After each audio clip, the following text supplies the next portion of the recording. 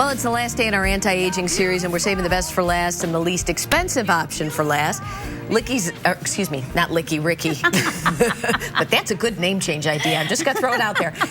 Is a makeup artist at Cosbar in Highland Park. She's been doing this for 24 years, and she can show us how to look 10 years younger by just making a few changes with your makeup. Good morning. Thanks for being here. My pleasure. And the lovely Diana Dionisio, who works upstairs in our promotions department, is our volunteer today. So now you were here earlier, and you're going to show us, so you did some mistakes just to give people an idea what they were doing in their 20s that they might still be doing that they shouldn't be doing, correct? Exactly. All right, so let's look at some of those mistakes that we might have seen when you put the makeup on earlier. I think stuck in a routine with the white circles under the eyes. People make a big mistake, one thing, and they think they're going to get rid of their dark circles by just using a very white concealer. Bad, bad, bad. It needs to match your skin, but be just slightly lighter. And that looks like real heavy liner, too. Very heavy liner. Idea. Something that looks good when you're 16, 17 doesn't necessarily carry over as well into your over 30. Okay, so I think we're having some problems with our pictures, but some other general rule of thumbs is you feel like you want more foundation when you get older, but you want to wear less? Is that the idea? You know what's very important is you're not going to erase any changes in your skin, but you're trying to make yourself look fresher and better. So you want to start with a good primer. You want to put a primer underneath before you do anything. Your moisturizer, then you want to put a good primer on it. It makes the skin nice and soft. Then when you go to put on your foundation, you want to match, usually you want to match right in here. Now, we know we want to blend it all in, but do you want to go, finding the right match is not easy. Well, that's why you need a professional. You need to come to the Cosbar in Highland Park and have one of us professional makeup artists, but you want to match your skin. You don't want to go too much darker. You don't want to go too much lighter. Okay, let's start on the makeup here and show us how that foundation is going to be applied. So the foundation, I already primed your skin and I put a nice primer on. So this is like a serum you put on underneath, exactly. Right? Okay. So a little bit of that in your hands, real nice, freshens you up, gives a nice glow to the skin, evens out the skin tone.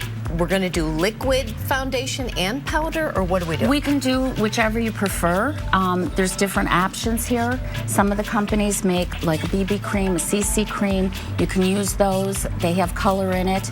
That might be enough for some people. If you need a little more coverage, but which one gets stuck in the wrinkles? Well, that's the trick of getting the primer and the serum on first. So you don't want anything that's too heavy that's going to get stuck in the wrinkles. Oh, so the primer and the serum will fill in those wrinkles, and that not that you have any, Diana, you look fabulous. Right. No, she's got fabulous, in general. Yeah. She does. Glowy skin. She really does. Okay, so what are you going to put on here? So once you get the primer on, you're going to put on, I already applied a little bit of tinted moisturizer, which had a little color, and I did this all over the skin. Okay. It's really wonderful to do with some type of a foundation brush because it makes it nice and smooth. I would find that hard to do when I'm driving in the car, though. Yes, driving in the car, you might want to leave the brush. So then you put a little powder in the car, you could also use some type of a product like this, which is your primer, your moisture, and your sunblock, and you can actually press it onto the skin.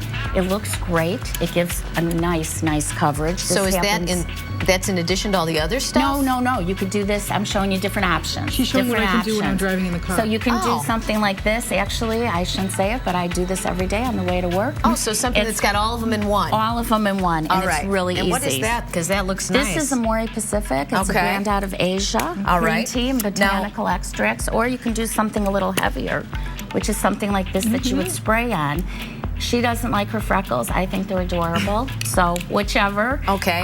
This will completely cover it. Again, you want to use a brush. So for eyeshadow, I think we are running out of time here. So for eyeshadow, we want to stick with neutral colors. One of the things that she was doing wrong is she was using too much color. So you want to stick with a nice neutral color. You want to put on an eyeshadow base first to get it to stay.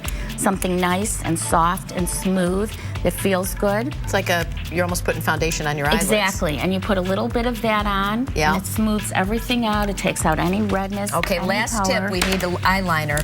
Eyeliner, okay, and special, don't go outside and make a big thick line. Lift the eye, open your eye, look down a little bit, and you want to get the base of your lash right at the bottom of the lashes. This is a caviar do in high school, stick. and that's back again? That's back again, baby. Everything comes back. All right, Everything that's comes Ricky. back. She's at Cosbar. She can give you all the detailed instructions. She's in Highland Park, Cosbar.com for more information. Diana, thanks for being our model this morning. Time now for Around Town. Hey, Anna.